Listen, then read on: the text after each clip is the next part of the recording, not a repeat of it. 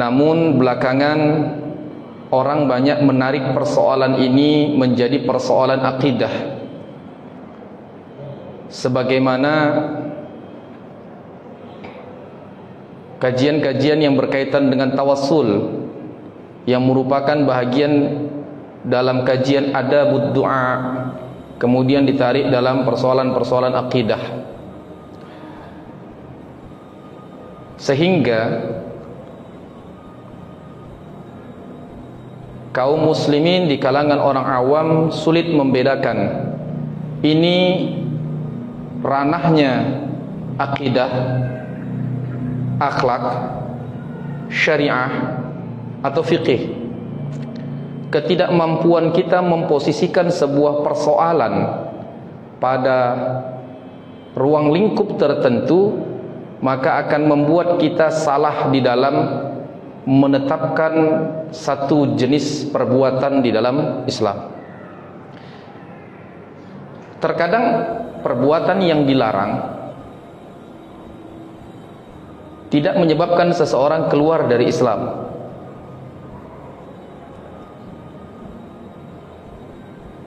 Sehingga perbuatan itu terkategori sesuatu yang diharamkan. Dilakukan dapat menyebabkan seseorang menjadi berdosa. Dosa dapat menghantarkan seseorang masuk ke dalam neraka.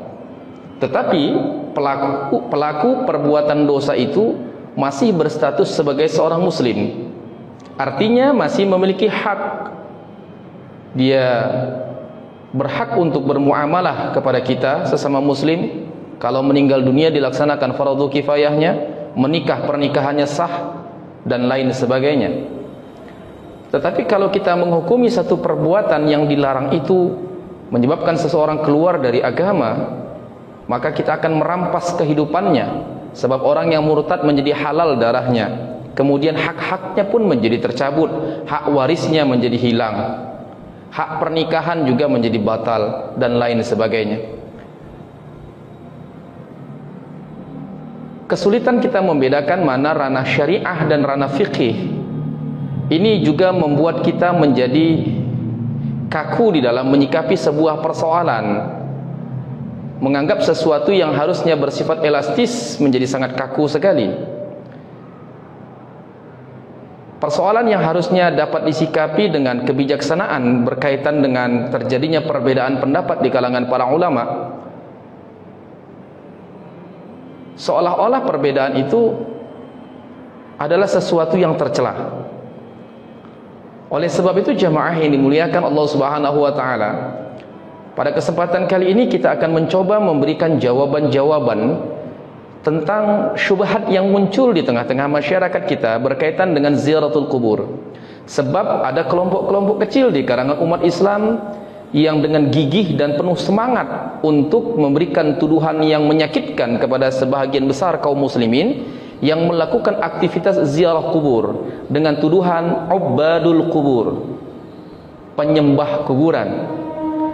Tuduhan ini berimplikasi bahwa orang yang dituduhkan berarti bukan orang yang beriman kepada Allah, berarti adalah orang yang musyrik di hadapan Allah Subhanahu wa taala, berarti keluar dari keimanan. Di dalam sebuah hadis yang diriwayatkan oleh Imam Bukhari wa Muslim, Rasulullah Muhammad sallallahu alaihi wasallam bersabda, "La yarmi rajulun rajulan bil fusuqi wa la yarmihi bil kufri illa irtaddat alaihi illam sahibuhu kadzalik." Tidaklah seseorang itu menuduh orang lain dengan tuduhan kefasikan atau seseorang menuduh orang lain dengan tuduhan kekafiran, melainkan tuduhan itu akan kembali kepadanya kalau seandainya tuduhan itu tidak benar pada orang yang dituduhkan. Artinya adalah bahwa ketika ada seseorang menuduh orang lain kafir, musyrik, maka pastilah salah satu di antara keduanya adalah kafir maupun musyrik. Kalau bukan orang yang dituduh berarti orang yang menuduh. Sampai-sampai jemaah yang dimuliakan Allah Subhanahu wa taala, ada beberapa hadis yang menjadi sangat tendensius sekali diarahkan untuk kepercayaan atau keyakinan mereka atau kebencian mereka terhadap aktivitas ziarah kubur.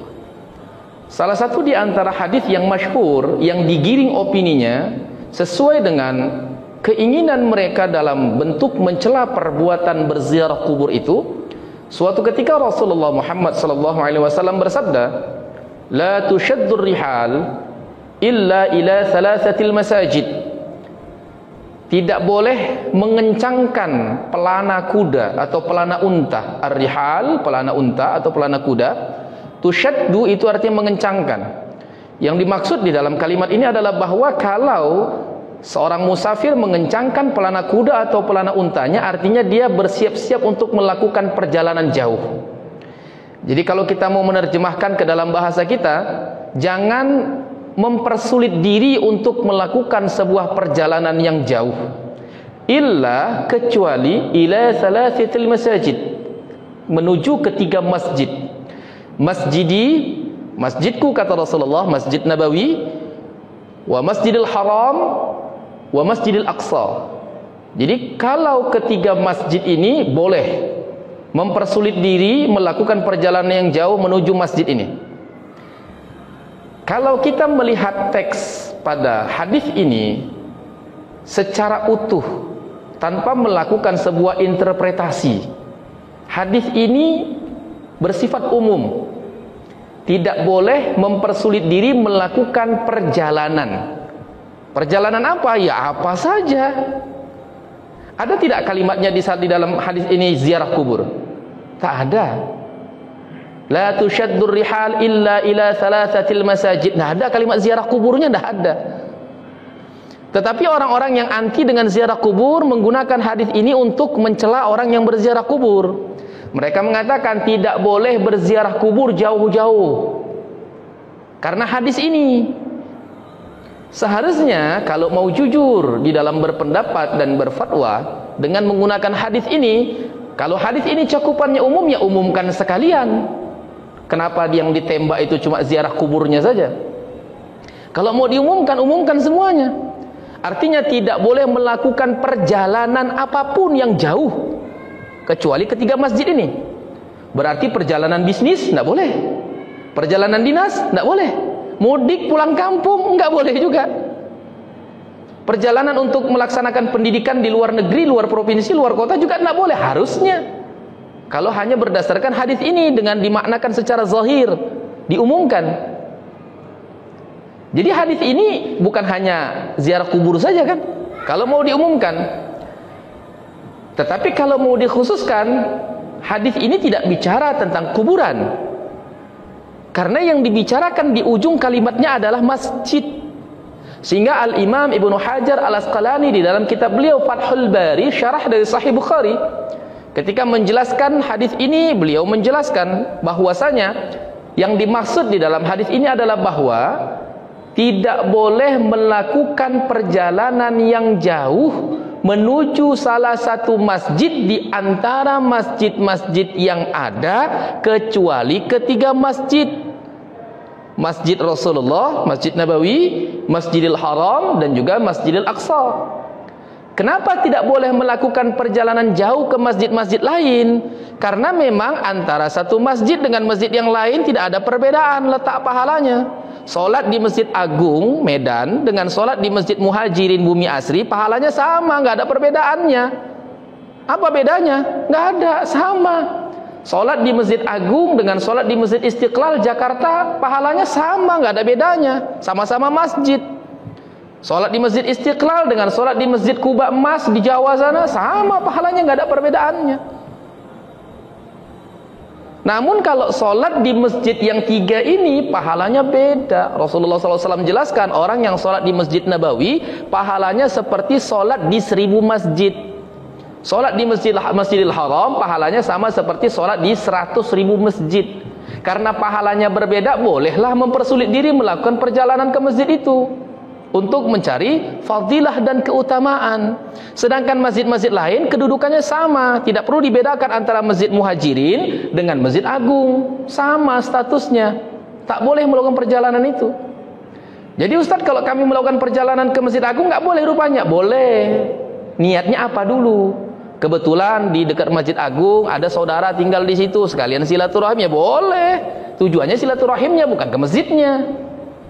Atau kebetulan di Masjid Raya Al-Masun ada kajian, Datang ulama dari luar provinsi, kepengen kita mendengarkan ceramahnya, kajiannya, datang kita ke sana, ya boleh. Karena tujuannya bukan untuk mengistimewakan masjidnya, tapi mau mendengarkan kajiannya.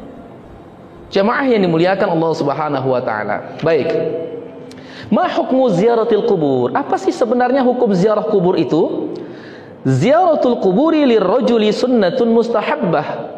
Ziarah kubur itu bagi laki-laki hukumnya sunnah, sangat dianjurkan. Wa kanat ziyaratuha manhiyan anha fi sadril Islam. Memang benar dulunya ziarah kubur itu pernah dilarang di dalam Islam. Thumma nusikhat biqaulihi sallallahu alaihi wasallam wa fi'lihi.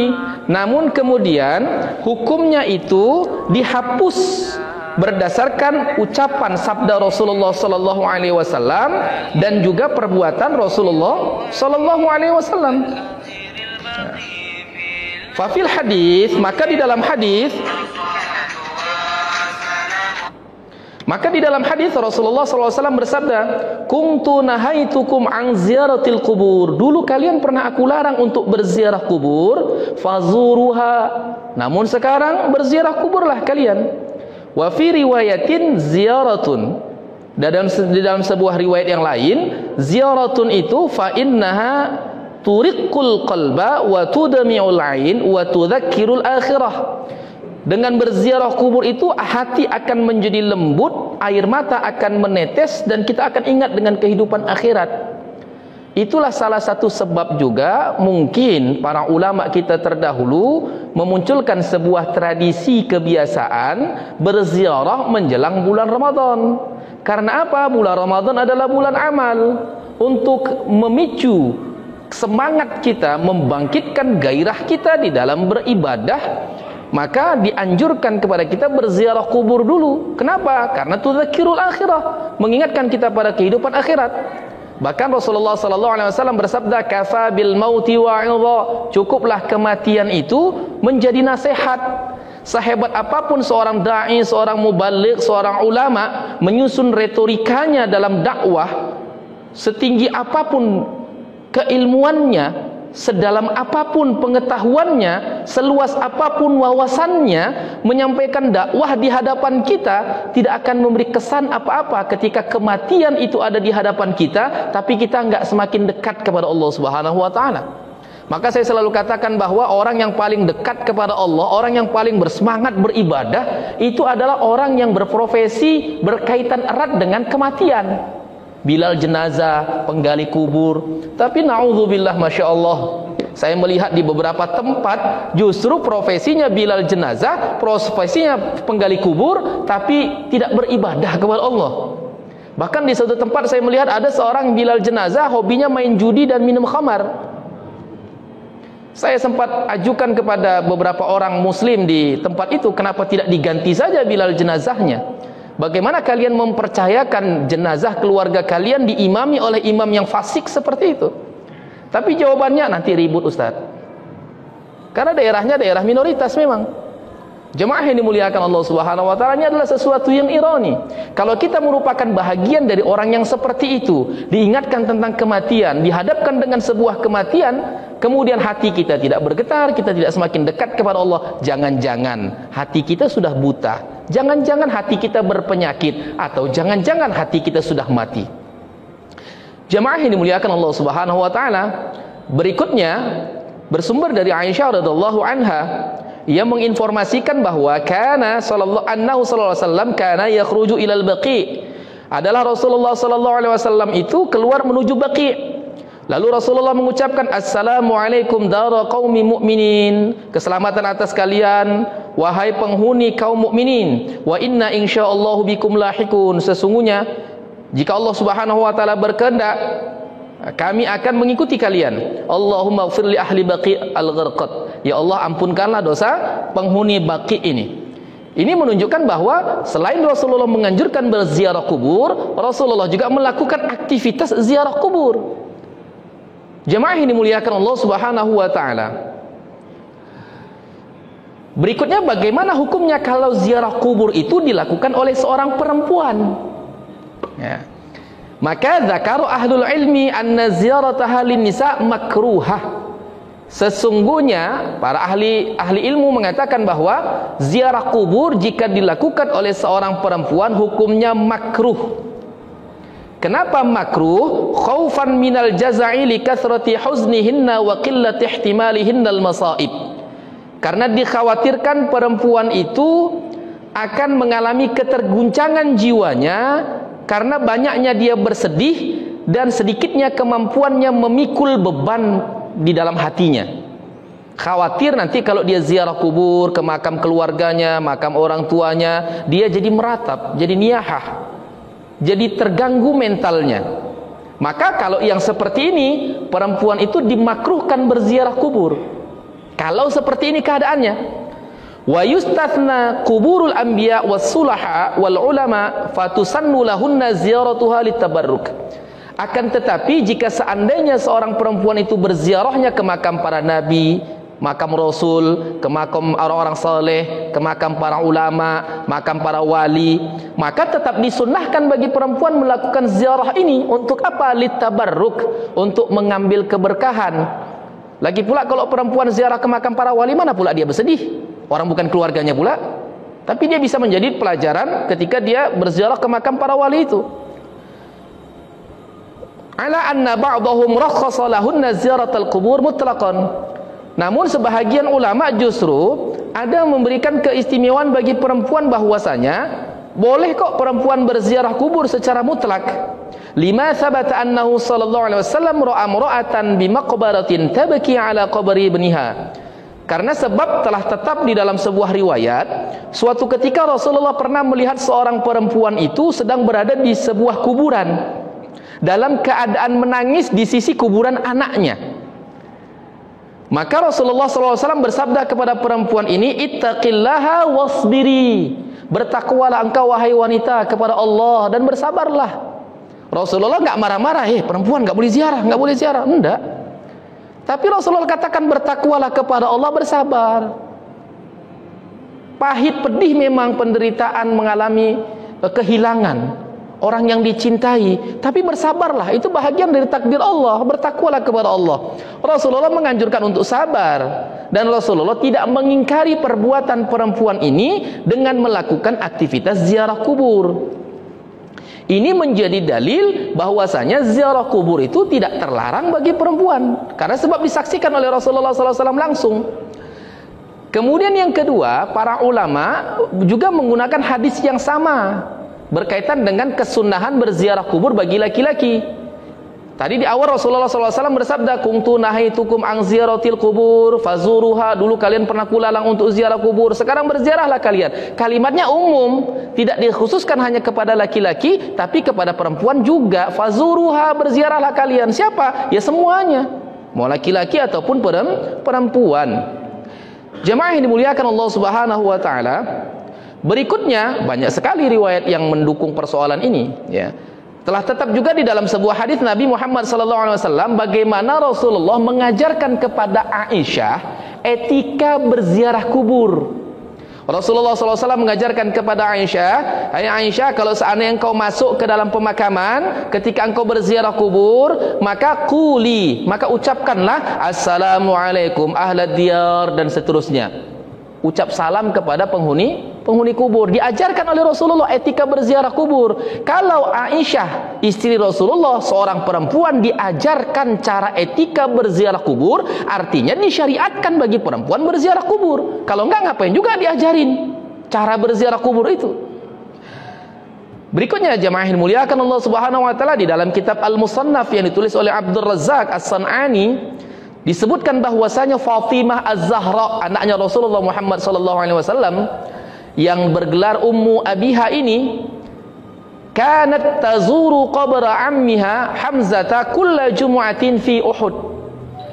Bahwasanya Fatimah Az-Zahra ini senantiasa menziarahi makam pamannya Hamzah bin Abdul Muttalib setiap hari Jumat di Uhud. Enggak tanggung-tanggung, setiap Jumat, bukan setahun sekali, setiap Jumat Fatimah ini menziarahi makam pamannya. Ini menunjukkan bahwa perempuan tetap disyariatkan berziarah kubur.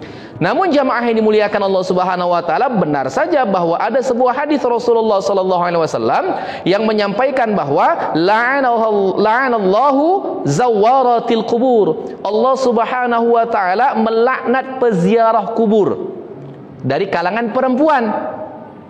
Namun apa yang dimaksud dengan hadis ini dijelaskan oleh para ulama bahwasanya idza kanat ziyaratuhunna li ta'didi syama'ilil mayyit wal buka wan niyahah mimma jarat bihi 'adatuhunna fil jahiliyah. Kalau seandainya perempuan-perempuan itu berziarah kubur mengakibatkan mereka itu banyak meratapi mayit, menangis, niyahah, ya, sebagaimana yang biasa terjadi di kalangan masyarakat jahiliyah dahulu, maka inilah yang dilarang, dan status larangannya pun haram, bukan musyrik. Jadi perempuan kalau berziarah kubur yang mengakibatkan dia meratap, maka hukumnya haram, bukan syirik. Jamaah yang dimuliakan Allah Subhanahu wa taala. Berikutnya, apakah jenazah yang ada di dalam makam itu dapat mengetahui dan mendengar ucapan orang yang hidup? Ini kan menjadi persoalan juga, ya. Ada orang, sebahagian kaum muslimin itu ketika berziarah kubur itu motifnya kan beda-beda tuh. Ada orang berziarah kubur untuk litudzakirul maut, untuk mengingat kematian. Ini berdasarkan keumuman hadis. Ada orang berziarah kubur untuk mengunjungi sanak keluarganya. Ada orang berziarah kubur untuk mendoakan keluarganya. Ada orang berziarah kubur untuk tabarruk. Ada orang berziarah kubur untuk istighatsah dan tawassul. Kesemuanya ini disyariatkan, ya. Baik tujuannya untuk mendoakan, untuk mengingat kematian, termasuklah untuk istighatsah, untuk meminta bantuan kepada penghuni kubur. Nah, bisa rupanya Ustaz, kita minta sama penghuni kubur. Bukankah orang yang sudah mati tidak bisa mendengar? Maka jamaah yang dimuliakan Allah Subhanahu wa taala, banyak sekali riwayat di dalam hadis Rasulullah Muhammad sallallahu alaihi wasallam yang menjelaskan bahwa penghuni kubur itu masih mendengar dan mengetahui aktivitas kehidupan dunia. Karena apa? Mari kita perhatikan firman Allah Subhanahu wa taala di dalam surah Al-Baqarah ayat 28. Kaifa takfuruna billahi wa kuntum amwatan fa ahyakum thumma yumitukum thumma yuhyikum thumma ilaihi turja'un. Bagaimana kalian bisa kafir kepada Allah padahal dulu kalian mati, kemudian Allah hidupkan, kemudian kalian dimatikan, kemudian kalian dihidupkan kembali, dan kepada Allah kemudian kalian dihidupkan, kemudian kepada Allah kalian kembali. Ayat ini menjelaskan kepada kita tentang fase kehidupan manusia, bahwasanya di setiap alamnya kita itu hidup, hanya berbeda keadaannya. Sebelum kita hidup di dunia ini, kita hidup di alam ruh. Ketika kita meninggal dunia, kita hidup juga di alam barzakh. Ketika kita nanti berbangkit, kita hidup di alam akhirat. Keempat alam ini kita dalam keadaan hidup. Apa buktinya? Ketika berada di alam ruh, kita berinteraksi dengan Allah Subhanahu wa taala. Interaksi itu adalah aktivitas makhluk yang hidup. Ketika Allah katakan, alastu bi rabbikum, benarkah aku adalah Tuhan kalian? Kita jawab, bala syahidana, benar engkau adalah Tuhan kami. Ini menunjukkan kita hidup di alam ruh. Kemudian kita hidup di dunia ini sebagaimana kita hidup saat ini. Saat kita meninggal dunia, kita juga dalam keadaan hidup hakikatnya. Kita mendengar, kita mengetahui, kita merasakan. Apa buktinya? Ada siksa kubur, ada nikmat kubur. Kalau seandainya kita nggak merasa, bagaimana mungkin berpengaruh antara siksa dan juga kenikmatan di dalam kubur? Justru karena kita merasakan di alam kubur itu, maka ada siksa dan juga ada nikmat. Dan kita juga berinteraksi. Ketika kita dimasukkan ke dalam liang lahat, kemudian pengiring jenazah meninggalkan kita, lalu malaikat mungkar dan nakir datang menemui kita, bertanya kepada kita, man rabbuka wa ma nabiyyuka. Kita ditanya dan kita menjawab, kita berinteraksi. Artinya kita hidup. Ketika orang datang berziarah ke makam, syariat yang diajarkan oleh Rasulullah sebagai bentuk etikanya adalah mengucapkan salam. Assalamualaikum ya ahlad diyar. Kalimatnya dalam bentuk ucapan salam, yang kalimat salam itu adalah